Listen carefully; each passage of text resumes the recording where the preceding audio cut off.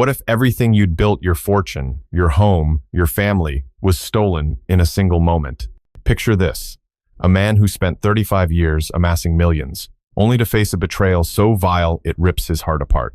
"Yo, Eddie, you're a dead man," sneers a voice dripping with venom, as the ones he loved most plot to take it all. $40 million. His legacy, his life. Can you imagine the gut-wrenching pain of your own daughter turning against you, her silence louder than any lie? What would you do when the people you trusted most stab you in the back?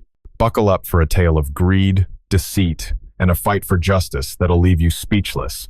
Welcome to RevengeX, where electrifying stories of betrayal and triumph set your soul ablaze.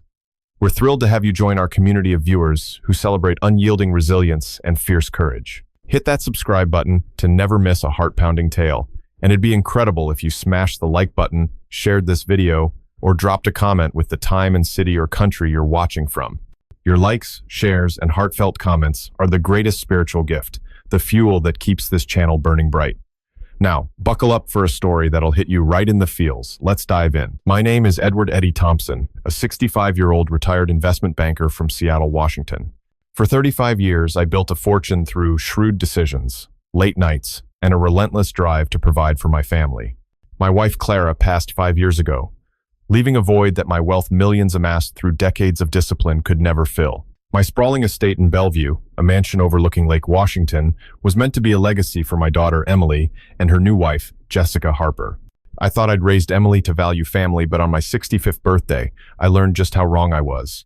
The sting of betrayal cut deeper than I could have imagined, and the day I'd hoped would bring us closer tore everything apart. That morning, the sun poured through the floor-to-ceiling windows of my dining room, casting golden streaks across the mahogany table Clara and I had picked out for our 20th anniversary.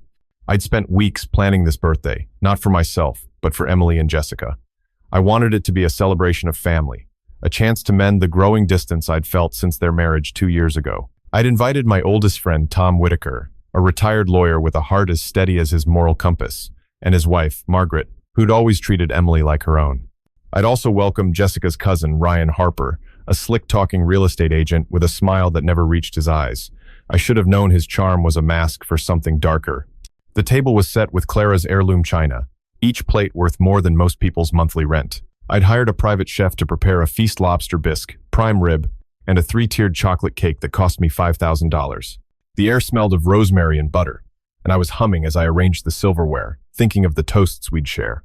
Emily and Jessica had moved into my guest wing after their wedding, a decision I'd supported with open arms. I'd given them everything: $3 million for Emily's Ivy League education, $2 million for their lavish wedding in Napa Valley, and another $5 million as a gift to secure their future in my estate.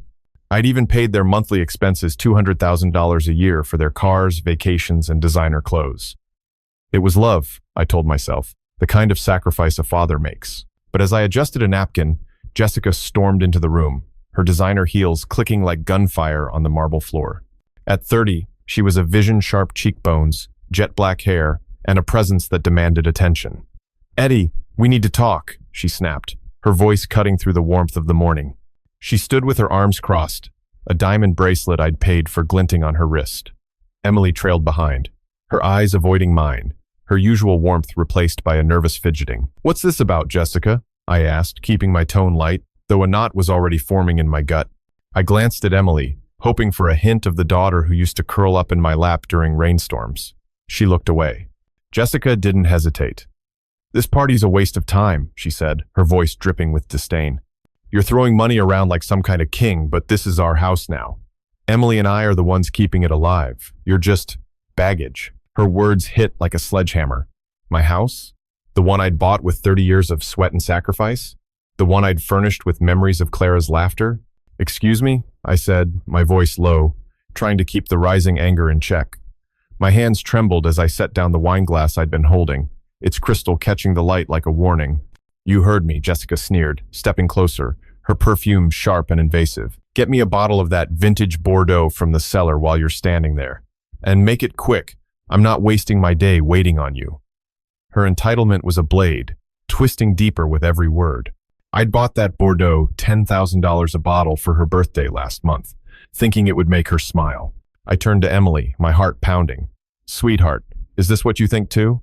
My voice cracked, betraying the hope I still clung to. Emily's silence was louder than any shout. She stared at the floor, her hands twisting the hem of her sweater, but her lack of defense was a betrayal sharper than Jessica's words. Ryan, lounging in the corner with a smirk, chimed in. Come on, Eddie, don't make a scene. You're living here rent-free, eating our food, using our electricity. The least you can do is pull your weight. His voice was oily, calculated, and I realized he'd been whispering poison in Jessica's ear for months, maybe years. I later learned he'd been siphoning $50,000 from my accounts, claiming it was for real estate investments that never materialized. The room spun. My chest tightened with a mix of rage and heartbreak. This was my home, my sanctuary, paid for with every late night I'd spent poring over stock portfolios while Clara slept alone. I'd given them everything, millions, my trust, my love, and now they stood united against me, demanding I serve them like a butler in my own house. The betrayal wasn't just Jessica's cruelty or Emily's silence. It was the realization that they'd been plotting this for years, milking my wealth while planning to shove me aside. Tom, standing quietly by the fireplace, stepped forward, his face tight with anger.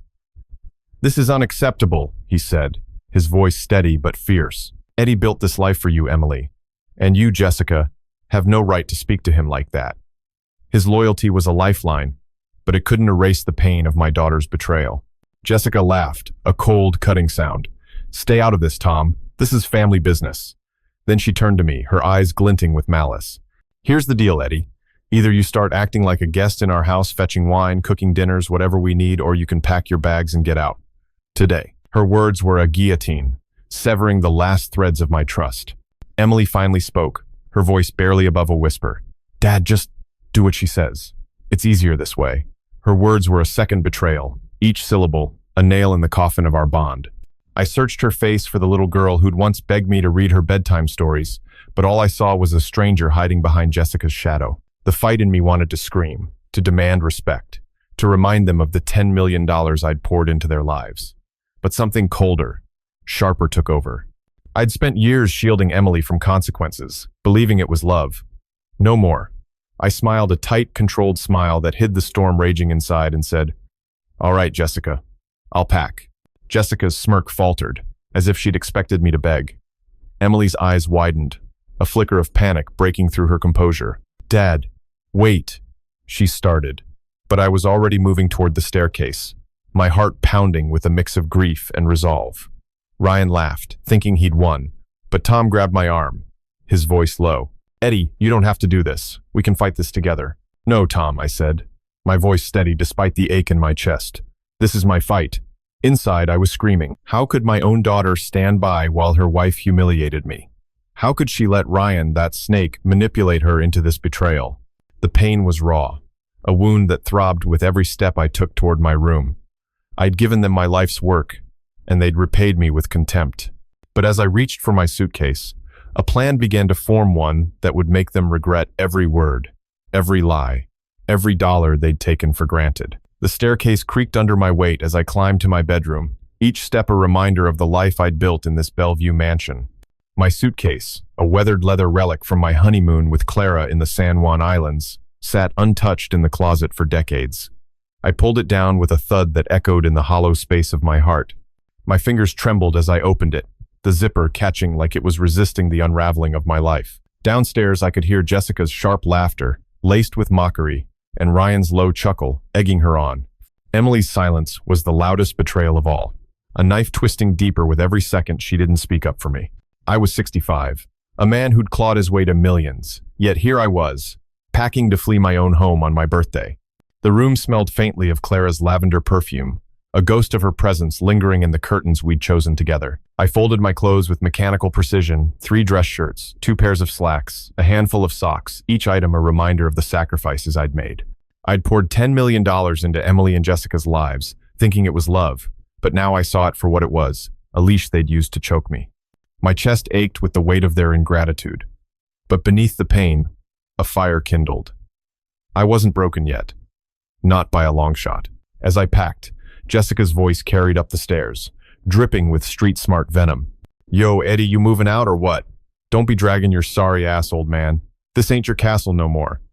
Her words were a slap, crude and deliberate, meant to cut me down to nothing. I froze, my hands clutching a photo of Clara and me at Emily's high school graduation. The memory of that day, Emily's proud smile, Clara's warm hand in mine clashed with the reality of Jessica's taunts. My heart screamed to storm downstairs and unleash 35 years of pent-up rage, but my mind, honed by decades in finance, whispered a colder truth. Revenge wasn't yelling. It was planning. Then came the first shock. My phone buzzed on the nightstand. A text from my accountant, Sarah Wynn, a sharp-witted woman who'd managed my books for 15 years. Eddie, urgent. Found unauthorized transfers, $2 million to an offshore account in Jessica's name. Call me. My breath caught. $2 million. Stolen. Not just from me, but from the future I'd envisioned for Emily. Jessica hadn't just humiliated me. She'd been siphoning my wealth behind my back, probably with Ryan's greasy fingerprints all over the scheme. The betrayal burned hotter now, a wildfire of disbelief and fury. How long had they been plotting? How blind had I been? I shoved the phone in my pocket, my hands shaking with a mix of rage and grief. The second shock hit as I opened my desk drawer to grab my checkbook. A crumpled note fell out, in Emily's handwriting. Dad, I'm sorry. Jessica says it's the only way to secure our future. Please don't hate me. The words were a punch to the gut. Emily knew. She'd known about the theft, maybe even helped plan it, and still stood by while Jessica spit in my face.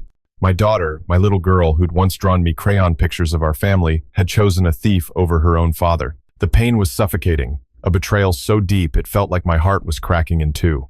Downstairs, Ryan's voice joined the fray, his tone mocking and oily.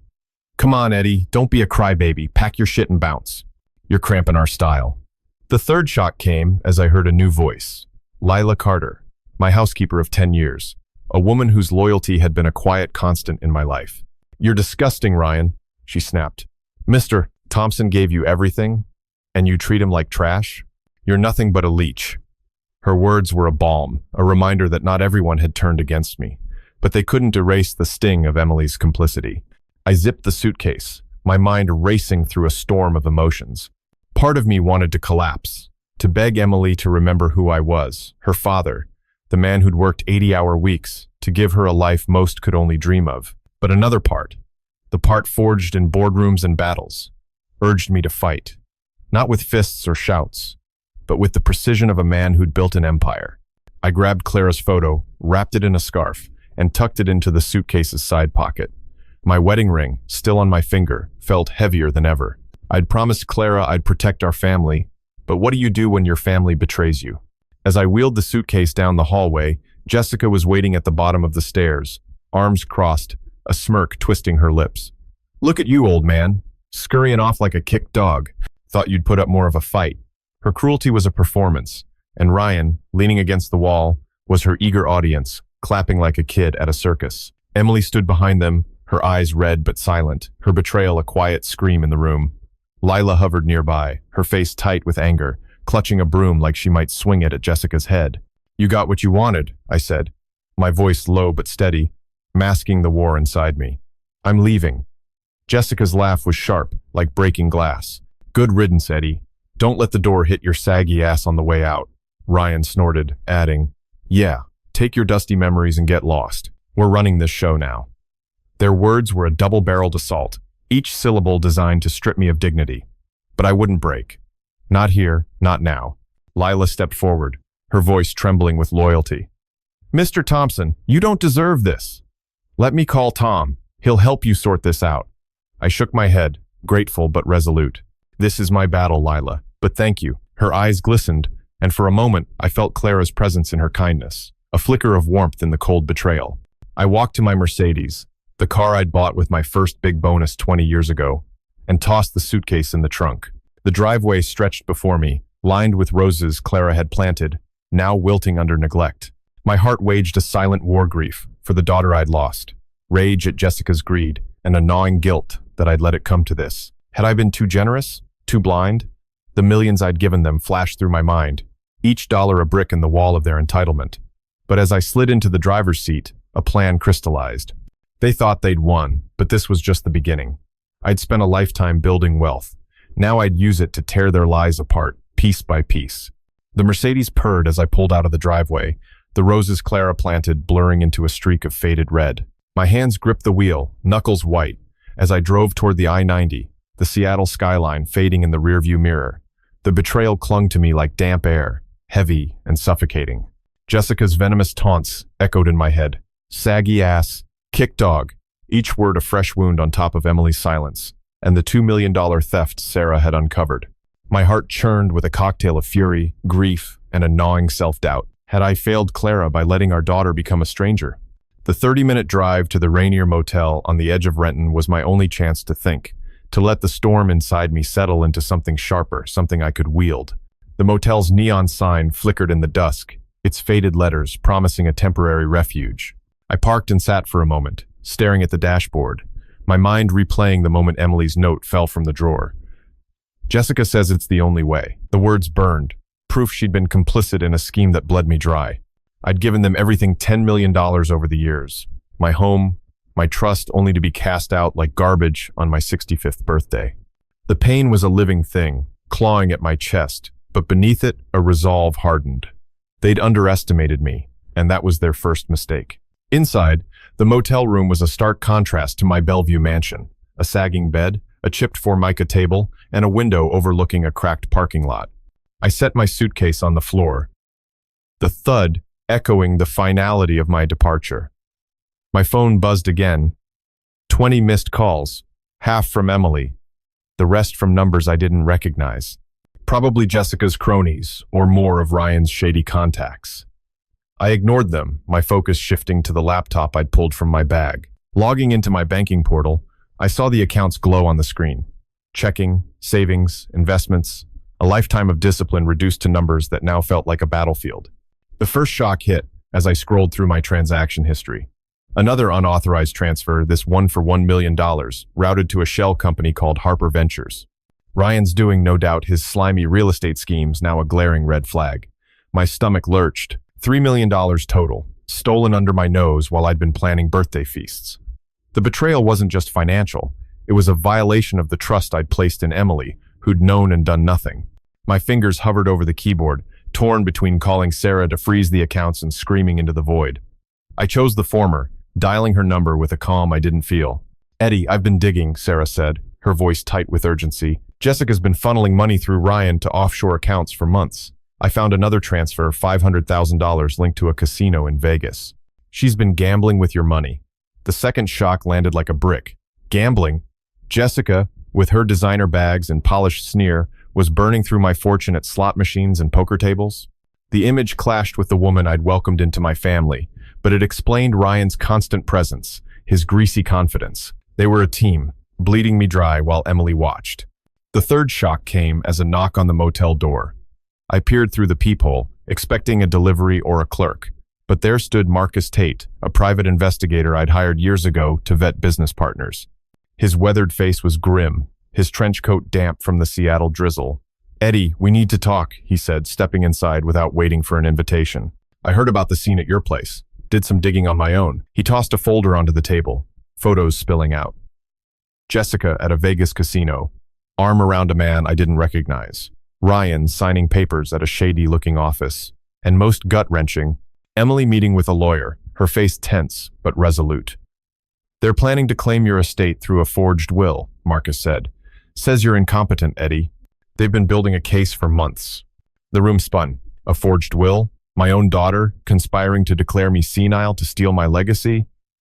The betrayal was a tidal wave, drowning the last flicker of hope I'd held for Emily. I sank onto the bed, my hands shaking as I clutched the photos. "How long?" I asked, my voice barely a whisper. 6 months, maybe more," Marcus replied, his tone steady but laced with sympathy. "Jessica's the ringleader, but Emily's in deep. Ryan's just the muscle, pushing the paperwork." My mind screamed, how could Emily, my little girl who'd once cried when I missed her school play, do this? The pain was raw, a wound that pulsed with every heartbeat, but my resolve hardened. They wanted a war. I'd give them one. Jessica's voice from earlier rang in my ears, now layered with new venom as I imagined her plotting. "Yo, Eddie, you're done, old man. This house, this life, it's ours now. Keep up or get the hell out." Her street, sharp taunts, amplified by Ryan's jeering, felt like a public execution. But Marcus's loyalty, like Lila's earlier, was a lifeline.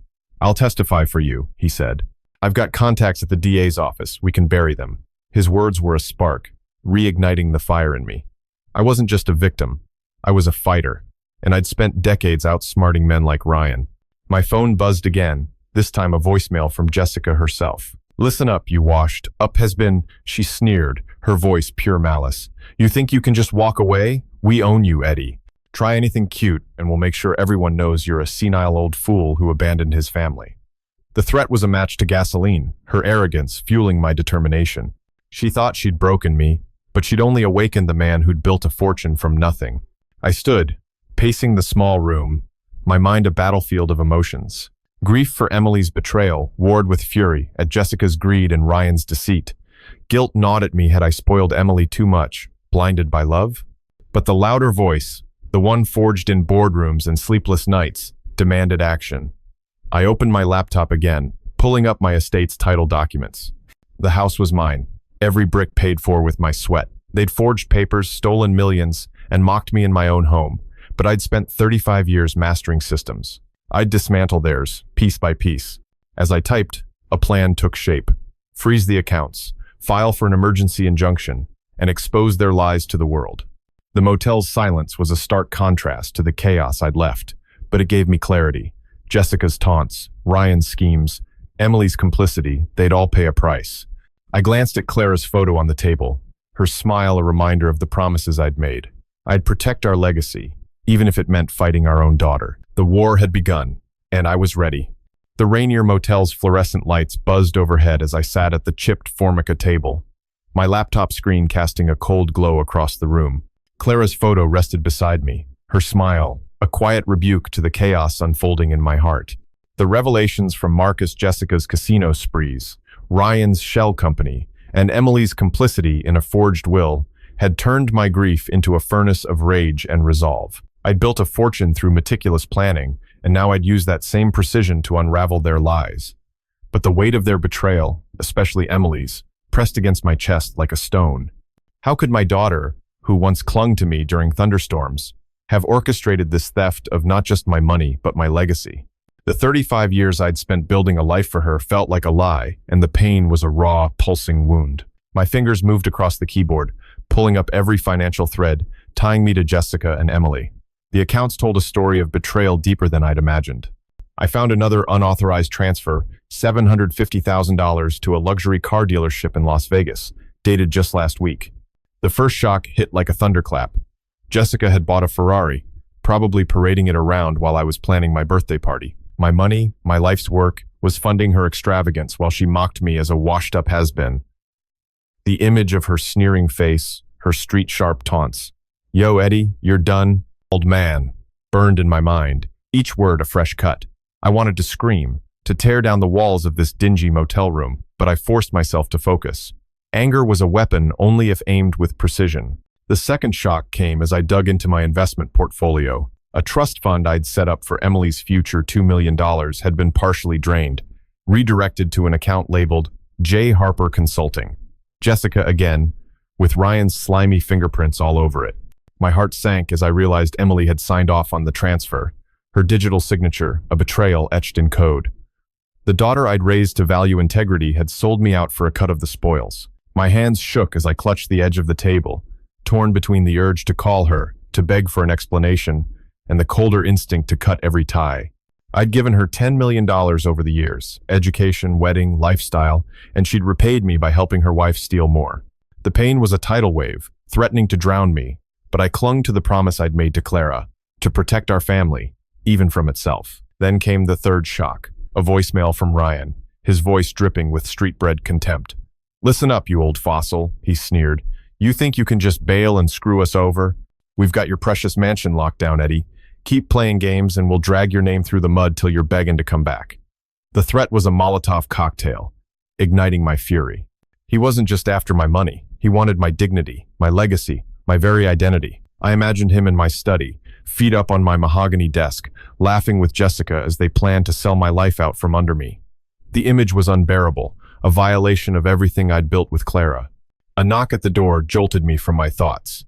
It was Lila, my housekeeper, her face etched with worry and defiance. Mr. Thompson, I couldn't stay away, she said, stepping inside with a paper bag of my favorite diner coffee and a stack of documents. I found these in Jessica's office bank statements, fake contracts, all in your name. Her loyalty was a beacon in the storm, but the papers she handed me were a gut punch. They detailed a scheme to transfer my entire estate valued at $20 million to a trust controlled by Jessica, with Emily as a co-signer. The betrayal deepened, each page a testament to their greed. Lila's eyes glistened as she watched me read. I'm so sorry, Mr. Thompson. I heard Emily whispering to Jessica about securing the future. I should have told you sooner. Her words cracked something inside me. I sank into the chair, my mind a battlefield of guilt and rage. Had I been too blind, too trusting? I'd spent years shielding Emily from hardship, believing it was love, but had I created a monster? The memory of her childhood laughter clashed with the cold reality of her signature on those documents. I wanted to weep for the little girl I'd lost, but the man who'd survived cutthroat boardrooms demanded action. Thank you, Lila, I said, my voice steady despite the turmoil. You've done more than you know. Another knock, this time softer. It was Karen Walsh, my neighbor of 15 years, a retired nurse with a no-nonsense warmth that reminded me of Clara. Eddie, I saw your car leave, she said, her voice heavy with concern. Mrs. Patterson down the street called me. Jessica's been bragging to the neighbors about taking over the Thompson empire. She's telling everyone you're losing it, that you walked out because you're paranoid. The third layer of betrayal hit like a freight train. Jessica wasn't just stealing my money. She was waging a public campaign to destroy my reputation, painting me as a senile old man while she lived off my millions. I stood, pacing the cramped room, my mind racing. Jessica's voice echoed again, her taunts now a soundtrack to my resolve. We own you, Eddie. Try anything cute and you're done. But she'd miscalculated. I wasn't the broken man she thought. I opened my laptop again, pulling up my attorney's contact, Tom Whitaker, my loyal friend who'd stood up to Jessica at the party. I dialed him, my voice calm but edged with steel. Tom, I need an emergency injunction to freeze my accounts and block any property transfers. Jessica and Ryan have stolen $3 million, and Emily's helping them. Tom's response was immediate, his lawyer's mind already in motion. I'm on it, Eddie. I'll call Judge Larson tonight. We'll nail them for fraud and defamation. His loyalty was a lifeline, but the pain of Emily's betrayal lingered, a wound that wouldn't close. I glanced at Clara's photo, her eyes seeming to ask if I could still save our daughter from herself. My heart ached with the answer. I didn't know, but I'd fight for justice, for Clara's memory, for the man I'd been before their greed tore me apart. As I hung up, another voicemail from Jessica popped up, her voice a vicious snarl. You're a dead man walking, Eddie. Try to screw us, and I'll make sure every rich bastard in Seattle thinks you're a nutcase who ditched his kid. The threat was a gauntlet, but it only fueled my fire. They'd taken my money, my home, my daughter, but they wouldn't take my fight. I'd dismantle their empire of lies, one calculated move at a time, and they'd learn what happens when you betray a man who's spent a lifetime winning battles. The Rainier Motel's thin walls did little to muffle the distant hum of traffic, a reminder of the world moving on while mine crumbled. Clara's photo stared back from the table, her eyes a silent anchor as I sat before my laptop, its screen a war map of my finances. The betrayal, Jessica's theft of $3 million, Emily's complicity in a forged will, Ryan's schemes had carved a chasm in my heart, but the pain was now fuel. I'd spent 35 years outsmarting Wall Street sharks. I wouldn't let a trio of greedy leeches destroy me. My fingers danced across the keyboard, each click a step toward reclaiming my life, but the ache of Emily's betrayal gnawed at me. How could the girl who'd once begged me to fix her broken dolls have signed away my legacy?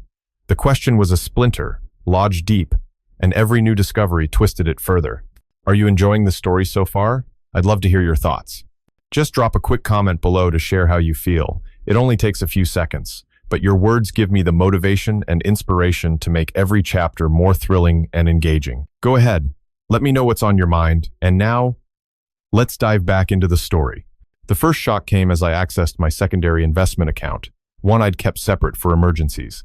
A withdrawal of $1 million, funneled to a cryptocurrency exchange in Jessica's name, stared back at me. My breath hitched. She wasn't just gambling my money in Vegas. She was laundering it through digital wallets, likely with Ryan's tech-savvy help. The audacity of it, using my fortune to fund her crypto scams while calling me a dead man walkin', ignited a rage so fierce I nearly slammed the laptop shut. My mind flashed to her sneering voice at the birthday party, her street-bred venom. Yo, Eddie. You're done, old man. The memory was a lash, but it sharpened my focus. I wasn't fighting for just my money. I was fighting for the life Clara and I had built. I dialed Sarah, my accountant, her voice a steady lifeline in the chaos. Eddie, I've locked down the primary accounts, she said, her tone clipped with urgency. But I found something else. Jessica's been using your credit lines to fund a shell charity, Hope for Tomorrow. It's a front, funneling another $2 million to offshore accounts. The second shock hit like a sucker punch. A charity? The gall of it, Jessica posing as a philanthropist while stealing from me, was a new layer of betrayal. I pictured Emily signing off on this, her silence at the party now a deafening confirmation of her role. My heart ached with the weight of it. A father's love clashing with the reality of a daughter who'd chosen greed over loyalty. I wanted to call her, to demand why, but the man who'd survived corporate betrayals knew better. Emotion was a trap. Strategy was my weapon. The third shock arrived as a text from Marcus, the private investigator, his words blunt. Jessica's meeting with a hacker tonight. Planning to drain your retirement fund $5 million. I've got eyes on her. Call me. My blood ran cold. $5 million? My retirement, the safety net I'd built for Clara and me, now targeted by the woman who'd mocked me in my own home. The image of Jessica laughing, her voice dripping with contempt. We own you, Eddie, fueled a fire in me. I wasn't just a victim. I was a warrior, and this was my counterstrike. I called Marcus, my voice low but steady. Follow her. Get evidence. I'm done playing defense. As I hung up, a knock rattled the door. It was Tom Whitaker, my lawyer and oldest friend, his face a mix of fury and resolve. He carried a briefcase stuffed with legal documents, his loyalty a beacon in the storm. Eddie, I've got the injunction drafted, he said, spreading papers across the table. But there's more. Jessica's been meeting with a crooked notary, forging your signature on deeds to transfer your Bellevue estate to her name. Emily was there, Eddie. She witnessed it. The words were a blade, slicing through the last shred of hope I'd held for my daughter. Emily, my little girl, who'd once painted my nails with glitter polish, had stood by while Jessica forged my legacy away. The pain was a physical thing, a vice around my chest, but I forced it down. Grief could wait. Justice couldn't. You don't deserve this, Tom said, his voice thick with emotion. I knew Emily was struggling, but this, it's unforgivable. His words mirrored my own turmoil, a father torn between love and betrayal. I wanted to believe Emily was manipulated, that Jessica's charisma had twisted her, but the evidence, her signature, her silence screamed otherwise. My mind churned with memories of her laughter, now drowned by the reality of her choices. Had I been too soft, too generous? The $10 million I'd given her flashed before me, each dollar a brick in the wall of her entitlement. But I pushed the guilt aside. This wasn't my failure, it was hers. Another knock, softer this time. Karen Walsh, my neighbor, stood in the doorway, her nurse's compassion etched into her frown. Eddie, I overheard Jessica at the country club, she said, her voice trembling. She's telling everyone you're broke, that you gambled away your fortune and left Emily to clean up your mess. She's got half the neighborhood believing you're a deadbeat. The third layer of betrayal was a gut shot. Jessica wasn't just stealing my money. She was rewriting my life, turning my community against me with lies. Her voice echoed in my mind, crude and vicious. You're a dead man walking, Eddie. We'll bury you. The lie stung, but it also clarified my path. She'd weaponized my reputation. I'd weaponized the truth. I stood, pacing the cramped room, my mind a storm of rage and resolve. Jessica's taunts, Ryan's threats, Emily's complicity, they were a hydra, each head a new betrayal. But I wasn't helpless. I opened my laptop, drafting emails to my bank's fraud department, attaching Marcus's photos and Lila's documents. Tom, file the injunction tomorrow, I said, my voice ablaze. And get me a meeting with the DA. Jessica's going down for fraud, forgery, and theft. Tom nodded, his eyes fierce with loyalty. I've got your back, Eddie. They'll regret crossing you. As Tom left, my phone buzzed with another voicemail from Ryan, his tone a mix of menace and mockery. Yo, Eddie, you think you're slick, huh? Hiding in some ratty motel? We're living large in your mansion, and you ain't shit. Keep pushing, and we'll make sure you're eaten out of dumpsters. The threat was a spark to my resolve, his arrogance a reminder of their weakness. They thought they'd won, but I'd spent decades outmaneuvering men like him. I glanced at Clara's photo, her smile a vow I'd keep. They'd taken my money, my home, my daughter, but they wouldn't take my fight. The counterstrike had begun, and I'd tear their lies apart, one truth at a time. The Rainier Motel's stale air pressed against me as I leaned back in the creaky chair. Clara's photo, a quiet sentinel on the table. The revelations Jessica's crypto scams, the fake charity, the forged deeds, had turned my world into a battlefield, but I was no longer the grieving father. I was a general, mapping out my next move with the precision of 35 years in finance. The pain of Emily's betrayal, her signature on those damning documents, was a constant ache, a wound that bled with every thought of her childhood smile. How could she, who once made me paper hearts for Father's Day, have joined Jessica in this theft of my life? The question haunted me, but it also fueled my resolve. They'd taken millions, 10, maybe 15 by now, but they wouldn't take my fight. My phone buzzed relentlessly. 30 missed calls piling up like debris from a storm. Most were from Emily, her voicemails a mix of panic and pleas, but I couldn't listen yet. The wound was too fresh, her complicity too raw. The first shock came when I checked my email, a message from my bank's fraud department, confirming they'd frozen all accounts linked to Jessica and Ryan, but uncovering another unauthorized loan, $3 million taken against my Bellevue estate. The loan was in Emily's name, her digital signature, a glaring betrayal. My heart stuttered. She hadn't just stood by. She'd actively leveraged my home, my legacy, to fund their schemes. The image of her at my birthday, silent while Jessica sneered, "You're done, old man," burned hotter now. Each taunt a reminder of their audacity. I paced the room, my mind a war zone of grief and fury. I wanted to believe Emily was coerced, that Jessica's charm had twisted her, but the evidence was unrelenting. My daughter had chosen a thief over me. The second shock hit as my phone rang a call from Marcus, his voice low and urgent. "Eddie, Jessica's escalating. She's at your house right now, meeting with a shady lawyer named Vince Delgado. They're drafting a restraining order against you, claiming you're a threat to Emily's safety." Ryan's there, egging her on. A restraining order? Against me? In my own home? The betrayal was a sledgehammer, shattering the last fragments of trust. Jessica wasn't just stealing my money, she was trying to lock me out of my life, painting me as a danger to my own daughter. I clenched my fists, imagining Jessica's smug grin, her street-sharp venom echoing, "Yo, Eddie, you're a deadbeat fossil. We run this show now." Her words were a calculated assault, designed to strip me of everything. My home, my reputation, my family. But I wasn't done. I dialed Tom, my voice steady despite the storm inside. "They're trying to slap a restraining order on me. Get to the courthouse. Block it." Tom's response was fierce, his loyalty a rock in the chaos. "I'm already on it, Eddie. Delgado's a known crook. His cases don't hold up. I'll bury this." The third shock came as a text from Lila, her words frantic. "Mr. Thompson, Jessica's trashing your office. She's shredding documents and bragging about selling your art collection. Emily's just watching." My art collection, Clara's curated pieces, each one a memory of our life together, worth $2 million, was being dismantled by the woman who'd called me a washed-up has-been. The image of Emily standing by, silent as Jessica destroyed our family's history, was a knife to the heart. My mind flashed to her childhood, when she'd helped Clara hang those paintings, giggling as we debated frames. Now, she was complicit in their destruction. The pain was a tidal wave, threatening to pull me under, but I fought back. Grief was a luxury. Justice was a necessity. A knock at the door snapped me out of my thoughts. It was Karen Walsh, her nurse's compassion now laced with fury. "Eddie, I just came from the neighborhood watch meeting," she said, her voice trembling. "Jessica's telling everyone you're mentally unstable, that you threatened her with violence. She's got half the block convinced you're dangerous." The lie was a gut punch, a new layer of betrayal. Jessica wasn't just stealing my money and home, she was weaponizing my community, turning lifelong friends against me.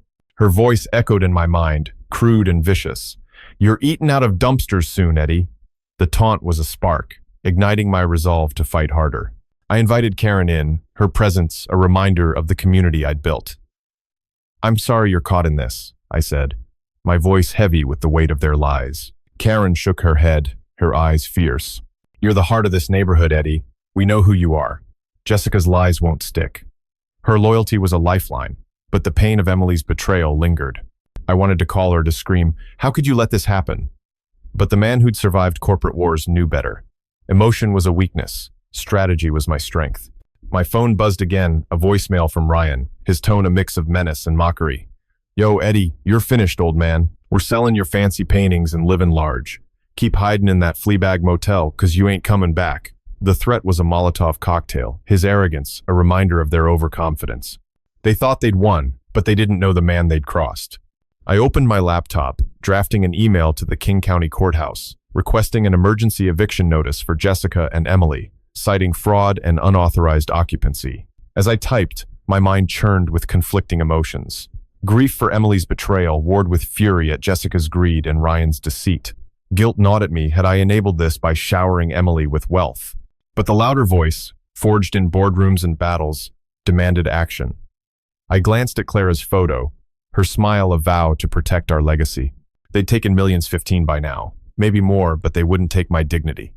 I called Marcus again, my voice ablade. Get me everything on Delgado. If they're meeting tonight, I want photos, recordings, anything to nail them. Another knock, this time hesitant.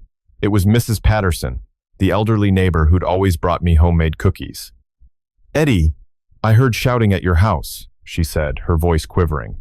Jessica was yelling about selling your boat, Clara's dream. Emily didn't stop her.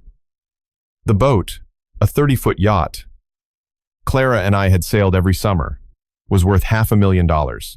The thought of Jessica dismantling another piece of my life with Clara was a fresh betrayal, and Emily's inaction was the final blow. I thanked Mrs. Patterson, my resolve hardening. They'd underestimated me, but the counterstrike was in motion. I'd tear their lies apart, one truth at a time, and they'd learn the cost of betraying a man who'd built an empire from nothing. The Rainier Motel's dim light flickered as I sat at the Formica table, my laptop a glowing arsenal of evidence. Clara's photo watched silently, her presence a steady reminder of the promises I'd made to protect our legacy. The betrayals, Jessica's theft of millions, Emily's signatures on fraudulent loans, Ryan's taunts, and their collective attempt to erase me had forged my grief into a blade of resolve. I'd spent 35 years outmaneuvering corporate predators. Now, I'd turn that skill on the vipers in my own home. But Emily's betrayal cut deepest, a wound that throbbed with every memory of her childhood laughter. How could the girl who'd once tucked daisies into my briefcase have orchestrated this theft of my life? The pain was a constant pulse, but it drove me to act, to reclaim what was mine. The first shock came as I opened an email from Sarah, my accountant, her words urgent. Eddie, I found a hidden account in Emily's name, funded with $4 million siphoned from your offshore investments. It's linked to a luxury condo purchase in Miami. My heart stopped. A condo? Emily, who'd once cried over a lost kitten, had funneled my money into a secret hideaway while Jessica mocked me as a deadbeat fossil. The betrayal was a gut punch, her complicity now undeniable. I pictured her at my birthday party, silent as Jessica sneered. Yo, Eddie, you're finished. The memory was a lash, but it sharpened my focus. They thought they'd buried me, but I was just beginning to dig. I leaned back, my mind a storm of rage and sorrow. I wanted to believe Emily was a pawn, manipulated by Jessica's cunning, but the evidence, her signature, her silence screamed otherwise. The second shock hit as my phone buzzed with a text from Marcus, the private investigator.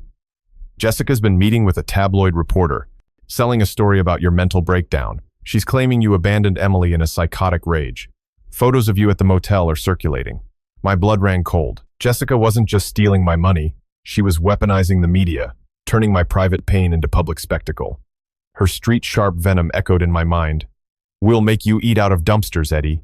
The lie was a new layer of betrayal, designed to humiliate me before Seattle's elite. I clenched my fists, torn between despair and defiance. Emily's role in this, her silence, her signatures felt like a death in the family. I'd given her $10 million, a home, a life, and she'd repaid me by selling my story to the tabloids. The third shock came as a voicemail from Ryan, his voice a vicious snarl. Yo, Eddie, you pathetic old loser. We're spinning your sad little life into headlines. Keep hiding in that shithole motel, 'cause you're done in this town. His taunts were a Molotov cocktail, igniting my fury. He wasn't just after my wealth.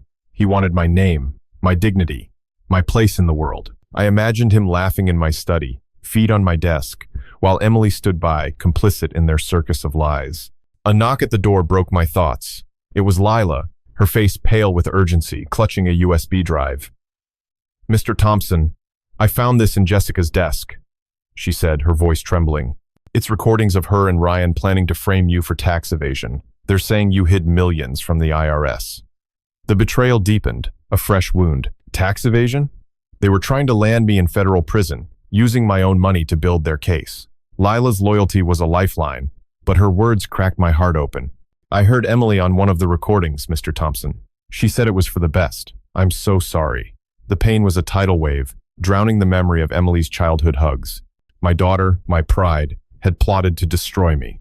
I sank onto the bed, my mind a battlefield. I wanted to scream, to demand why Emily had turned against me, but the man who'd survived Wall Street knew better. Emotion was a trap. Strategy was my weapon. Thank you, Lila, I said, my voice steady despite the storm inside. This changes everything. I plugged the USB into my laptop. The recordings a damning symphony of Jessica's and Ryan's voices, plotting to frame me while Emily murmured agreement. The betrayal was a physical weight pressing against my chest, but it fueled my resolve. They'd underestimated me, and that was their fatal mistake. Another knock, softer this time. It was Karen Walsh, her nurse's compassion, now a fierce resolve. Eddie, I just got a call from the community center, she said, her eyes blazing. Jessica's been spreading rumors there, saying you're dodging taxes and left Emily penniless. She's rallying people to boycott your charity foundation. The third layer of betrayal was a knife twist. My foundation, built with $5 million to fund local schools, was now a target of Jessica's lies. Her voice echoed, crude and vicious. You're done in this town, Eddie. The lie was a public execution, but it clarified my path. She'd turned my community against me. I'd turned the truth against her. I stood, pacing the cramped room, my mind a furnace of rage and resolve. Jessica's taunts, Ryan's threats, Emily's complicity, they were a hydra, each head a new betrayal, but I wasn't helpless. I opened my laptop, drafting an email to the IRS, attaching the USB recordings and Lila's documents. Tom, we're adding tax fraud to the charges, I said, calling my lawyer. Jessica's trying to frame me. Get these to the DA. Tom's voice was fierce with loyalty. I'm on it, Eddie. We'll hit them with everything. Fraud, forgery, defamation. They're done. What? As Tom hung up, my phone buzzed with another voicemail from Jessica, her tone a venomous hiss. Yo, Eddie, you washed up nobody. We're making bank off your name while you rot in that dump. Keep playing tough, and we'll have the feds lock your ass up. The threat was a spark, her arrogance, a reminder of their weakness. They thought they'd won, but I'd spent decades outsmarting men like Ryan. I glanced at Clara's photo, her smile a vow to protect our legacy. They'd taken millions, maybe 20 by now, but they wouldn't take my fight. Another knock, urgent this time. It was Marcus, his face grim. Eddie, I tailed Jessica to a warehouse. She's meeting with a guy known for forging IRS documents. They're planning to pin a $10 million tax evasion charge on you. Emily was there, nodding along. The final betrayal was a sledgehammer. Emily, my daughter, was helping them frame me for a crime that could ruin me forever. I thanked Marcus, my resolve steel. They'd crossed every line, but I'd built an empire from nothing. I'd tear their lies apart, one truth at a time, and they'd learn the cost of betraying a man who'd never back down. The Rainier Motel's cracked window let in a damp Seattle breeze, chilling the room as I sat hunched over my laptop. Clara's photo, a quiet witness to my unraveling world. The betrayals, Jessica's theft of millions, Emily's signatures on fraudulent loans, Ryan's venomous threats had transformed my grief into a honed weapon. I'd built an empire through calculated moves, and now I'd use that skill to dismantle their lies. But Emily's betrayal was a wound that refused to heal. Each new revelation, a twist of the knife. How could the girl who'd once begged me to push her on the swing have stood by while Jessica plotted to ruin me? The pain was a living thing, clawing at my heart, but it fueled my resolve. They'd stolen nearly $20 million. My home, my reputation, but they wouldn't steal my fight. The first shock came as I opened a secure email from Sarah, my accountant, her tone frantic. Eddie, I uncovered a wire transfer $6 million from your trust fund to a private jet leasing company. It's in Jessica's name, dated yesterday.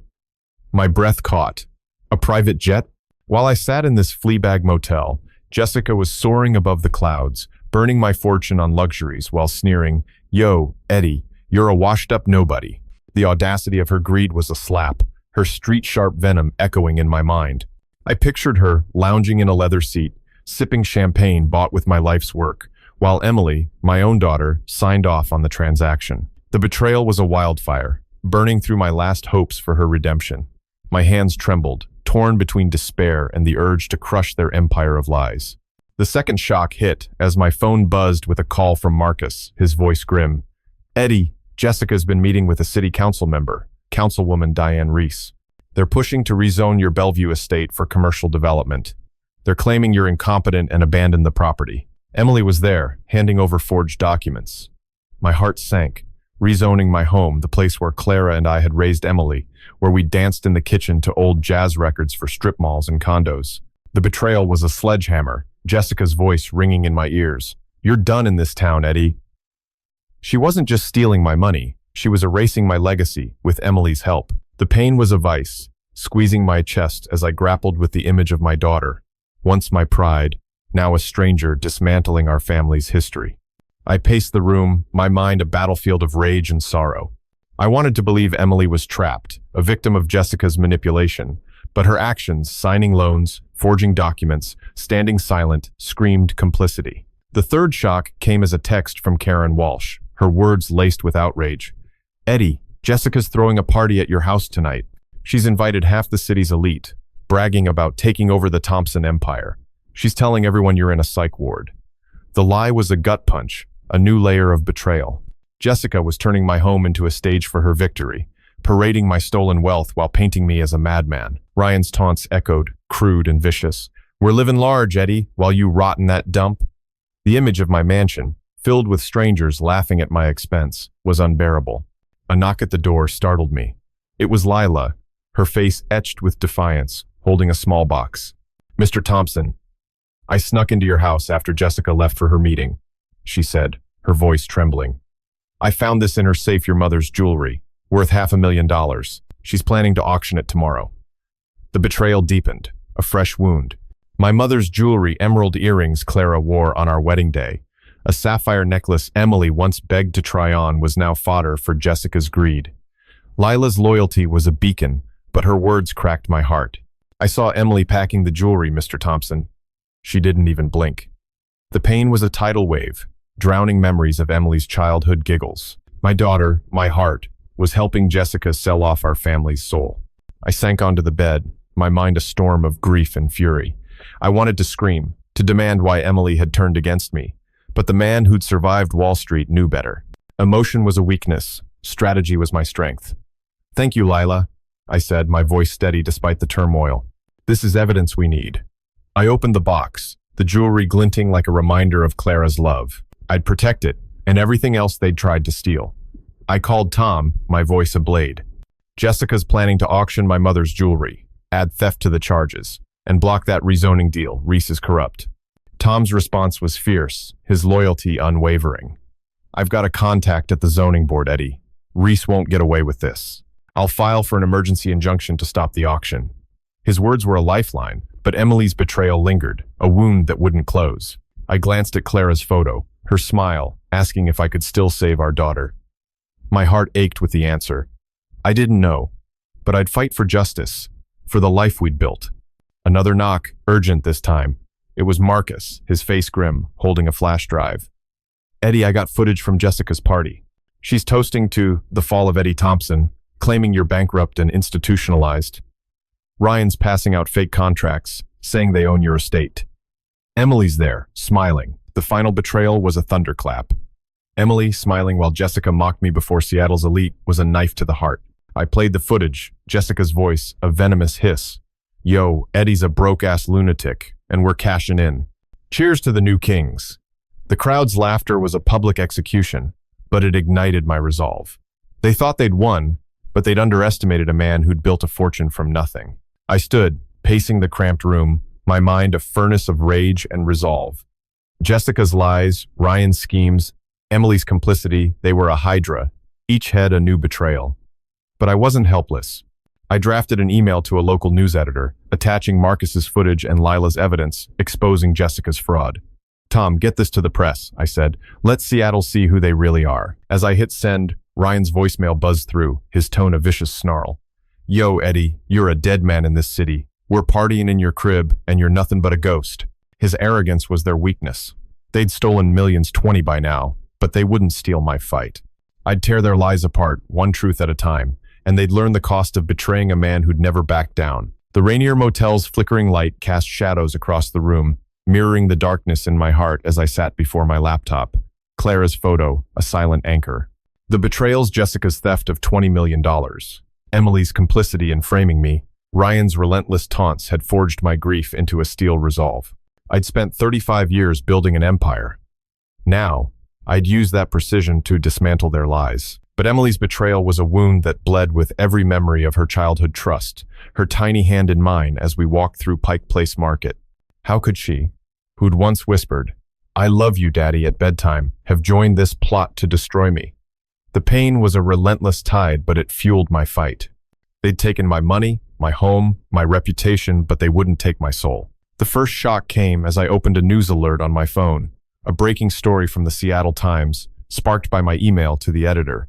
Bellevue tycoon targeted in multi-million-dollar fraud scheme, the headline screamed, detailing Jessica's theft of $6 million for a private jet and Emily's signatures on forged documents.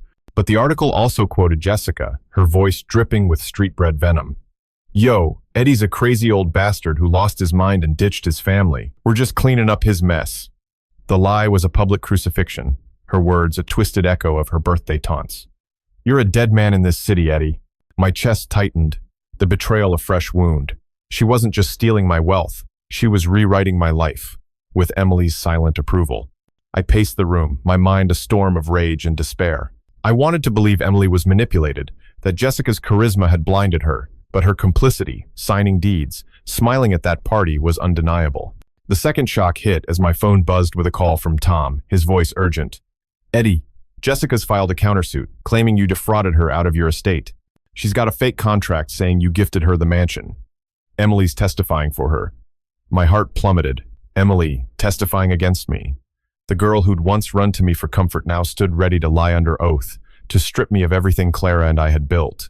The pain was a sledgehammer, shattering the last fragments of hope. Jessica's voice echoed, crude and vicious. "You're nothing but a ghost, Eddie."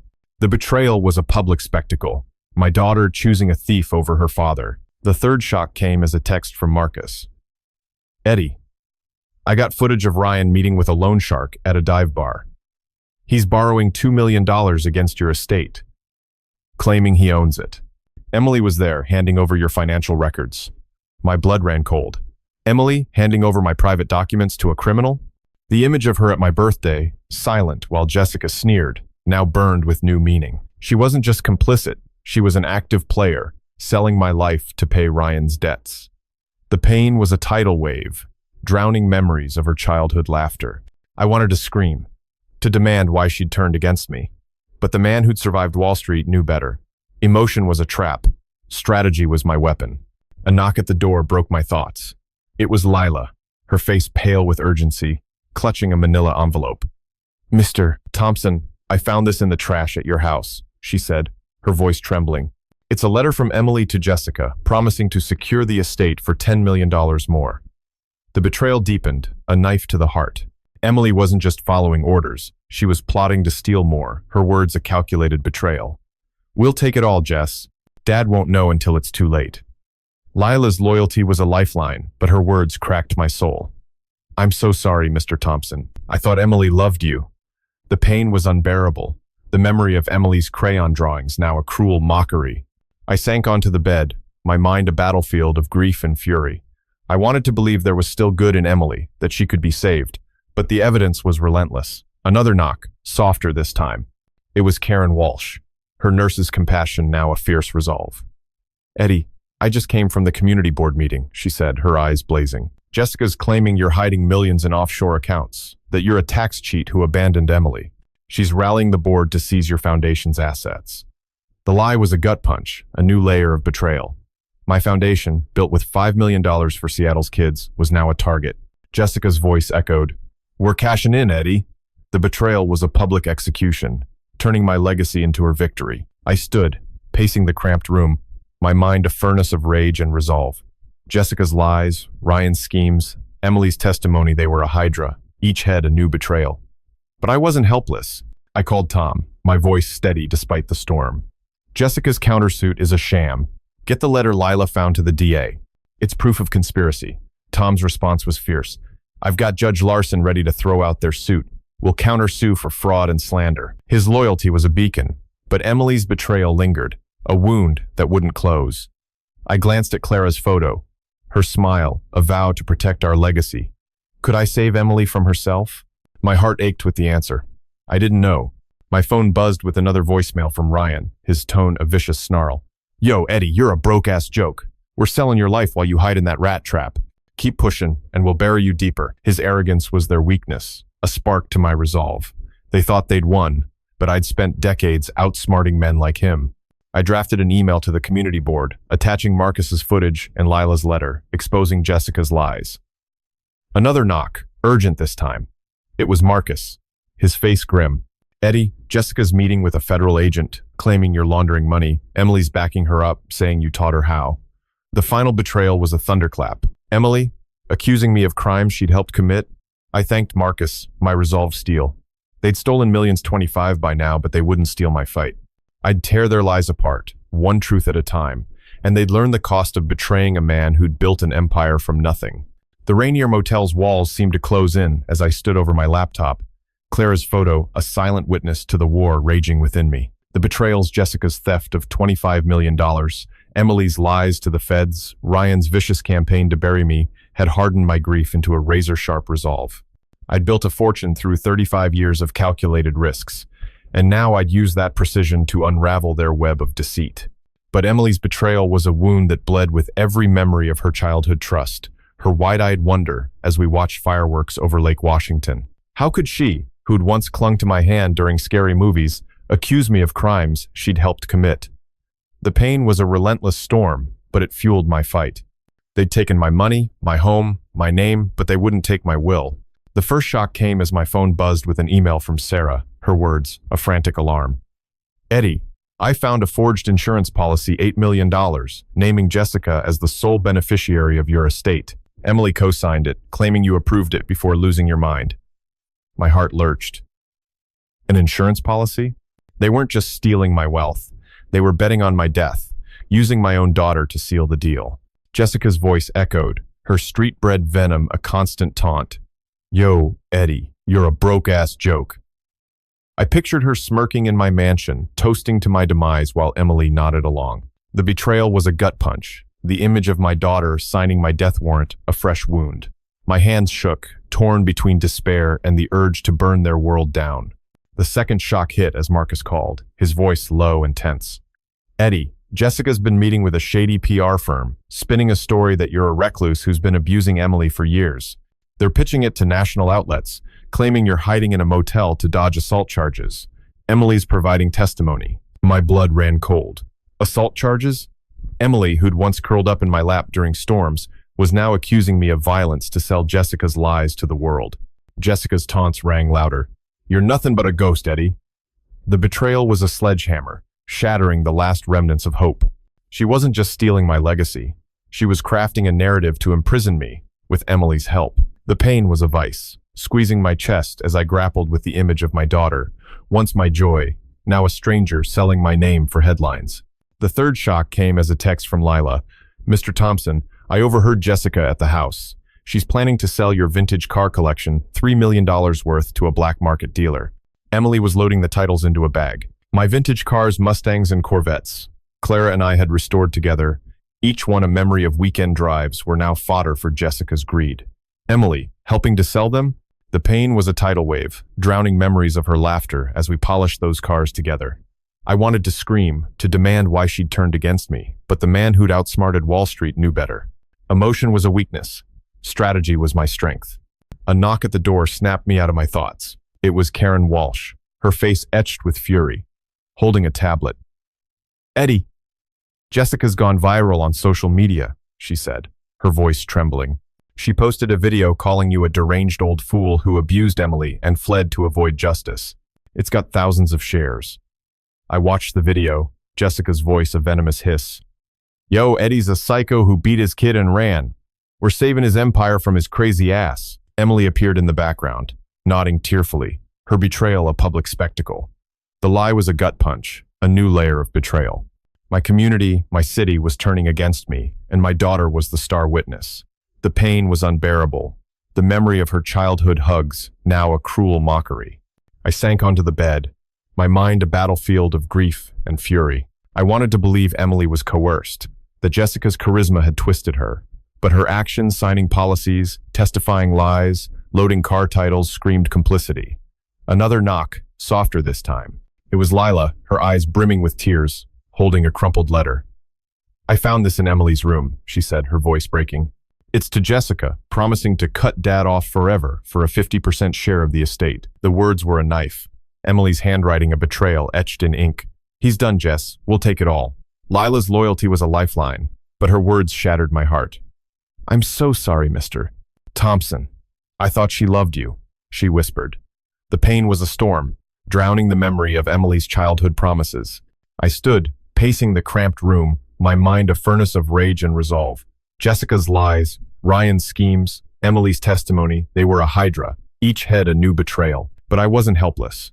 I called Tom, my voice steady despite the storm. "Jessica's selling my cars and spreading lies online. Add Grand Theft Auto to the charges. And get that video taken down." Tom's response was fierce. "I've got a tech guy who can trace the video's source. We'll sue for libel and theft." "They're finished, Eddie." His loyalty was a beacon, but Emily's betrayal lingered, a wound that wouldn't close. I glanced at Clara's photo, her smile a vow to protect our legacy. Could I save Emily? My heart ached with the answer. I didn't know. My phone buzzed with another voicemail from Ryan, his tone a vicious snarl. "Yo, Eddie, you're a laughingstock. We're rolling in your cash while you hide in that Roach motel. Keep fighting, and we'll make sure you're locked up for life." His arrogance was their weakness, a spark to my resolve. They thought they'd won, but I'd spent decades outsmarting men like him. I drafted an email to the FBI, attaching Lila's letter and Marcus's footage, exposing Jessica's fraud and Emily's complicity. Another knock, urgent this time. It was Marcus, his face grim. "Eddie, Jessica's meeting with a hitman. She's hinting at taking you out to secure the insurance money." Emily was there, silent but present. The final betrayal was a thunderclap. "Emily, complicit in a plot to kill me?" I thanked Marcus, my resolve steel. They'd stolen millions 30 by now, but they wouldn't steal my life. I'd tear their lies apart, one truth at a time, and they'd learn the cost of betraying a man who'd never back down. The Rainier Motel's stale air clung to me as I stood over my laptop. Clara's photo, a quiet sentinel amidst the chaos of my unraveling world. The betrayals, Jessica's theft of $30 million, Emily's lies to the feds, Ryan's vicious campaign to erase my name, had forged my grief into a relentless resolve. I'd built an empire through 35 years of grit, and now I'd use that strength to crush their lies. But Emily's betrayal was a wound that bled with every memory of her childhood joy, her giggles as we baked cookies with Clara. How could she, who'd once drawn me stick-figure families, stand by a plot to kill me? The pain was a storm, tearing at my heart, but it fueled my fight. They'd taken my wealth, my home, my daughter, but they wouldn't take my spirit. The first shock came as my phone buzzed with a text from Sarah. Her words, a frantic warning. "Eddie, Jessica's drained another $7 million from your private equity fund, funneled to a yacht purchase in the Bahamas. Emily authorized the transfer." My breath caught. A yacht? While I sat in this roach-infested motel, Jessica was sailing on my fortune, her street-bred venom echoing, "Yo, Eddie, you're a laughingstock." The image of Emily signing off on this, her betrayal now a signature on my ruin, was a gut punch. My hands shook, torn between despair and the urge to destroy their empire of greed. The memory of her childhood trust, her tiny hand in mine at the zoo, clashed with the reality of her complicity, a wound that throbbed with every heartbeat. The second shock hit as Marcus called, his voice tight with urgency. "Eddie, Jessica's been meeting with a corrupt judge, trying to fast-track a court order to seize your entire estate, $20 million worth, claiming you're deceased. Emily's providing a fake death certificate." My heart plummeted. Deceased? They weren't just stealing my money. They were erasing my existence, with Emily's help. Jessica's taunts rang louder. "You're a ghost, Eddie." The betrayal was a sledgehammer, shattering the last fragments of hope. My daughter, who'd once begged me to read bedtime stories, was now forging my death to claim my legacy. The pain was a vice, squeezing my chest as I grappled with the image of her, once my light, now a stranger burying me alive. The third shock came as a voicemail from Ryan, his tone a vicious snarl. "Yo, Eddie, you're a dead-ass nobody. We're living like kings on your dime and you're stuck in that shithole. Keep fighting and we'll make sure you're 6 feet under." His words were a Molotov cocktail, igniting my fury. He wasn't just after my wealth. He wanted my life, my identity, my very breath. The image of him gloating in my mansion, toasting my death with Jessica, was unbearable. Emily's silence in their plot was the deepest cut. Her complicity, a public execution of our bond. A knock at the door snapped me out of my thoughts. It was Lila, her face pale with fear, clutching a burner phone. "Mr. Thompson, I found this in Jessica's car," she said, her voice trembling. "It's got text to a hitman discussing finishing Eddie for the insurance money." Emily was copied on them. The betrayal deepened. A knife to the soul. My daughter, aware of a plot to kill me? The memory of her childhood laughter, now a cruel mockery, drowned in the reality of her actions. Lila's loyalty was a lifeline, but her words shattered my heart. "I thought Emily was better than this," she whispered, tears in her eyes. The pain was a tidal wave, sweeping away the last remnants of my faith in her. I sank onto the bed, my mind a battlefield of grief and fury. I wanted to believe Emily was trapped, a victim of Jessica's cunning, but her actions, signing transfers, forging certificates, ignoring murder plots, screamed complicity. Another knock, softer this time. It was Karen Walsh, her nurse's compassion now a fierce resolve. "Eddie, I just saw Jessica at the marina, showing off a yacht she claims is hers," she said, her eyes blazing. "She's telling everyone you died in a mental hospital, and Emily's backing her up, saying she's grieving." The lie was a gut punch, a new layer of betrayal. My daughter, pretending to mourn me while living off my stolen millions, Jessica's voice echoed. "You're 6 feet under, Eddie." The betrayal was a public crucifixion, turning my life into their victory. I stood, pacing the cramped room, my mind a furnace of rage and resolve. Jessica's lies, Ryan's threats, Emily's complicity, they were a hydra. Each had a new betrayal. But I wasn't helpless. I called Tom, my voice steady despite the storm. "Jessica's faking my death. Get the burner phone to the FBI. It's proof of attempted murder." Tom's response was fierce. "I've got a federal contact ready to move. We'll nail them for conspiracy and fraud." His loyalty was a beacon, but Emily's betrayal lingered, a wound that wouldn't close.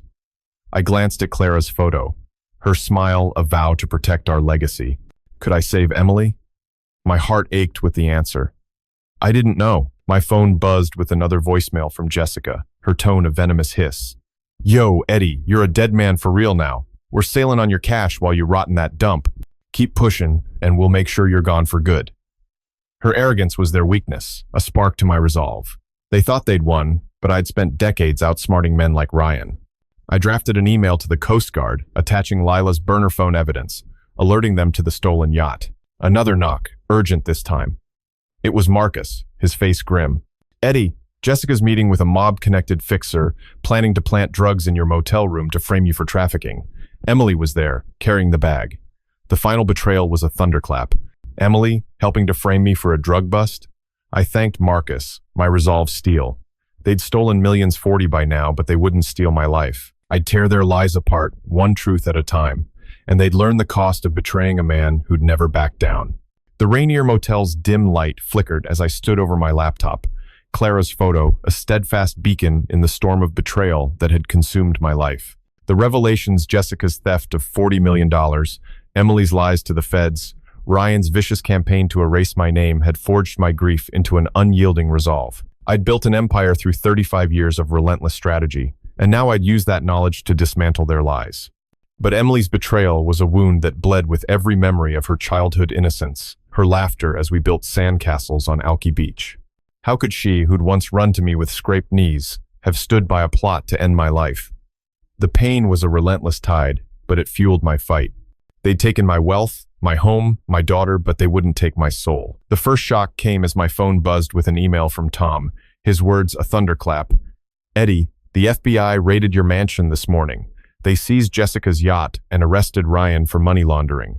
But Emily's fled. She left a note, claiming she's pregnant and needs your money to save the baby." My heart lurched. Pregnant?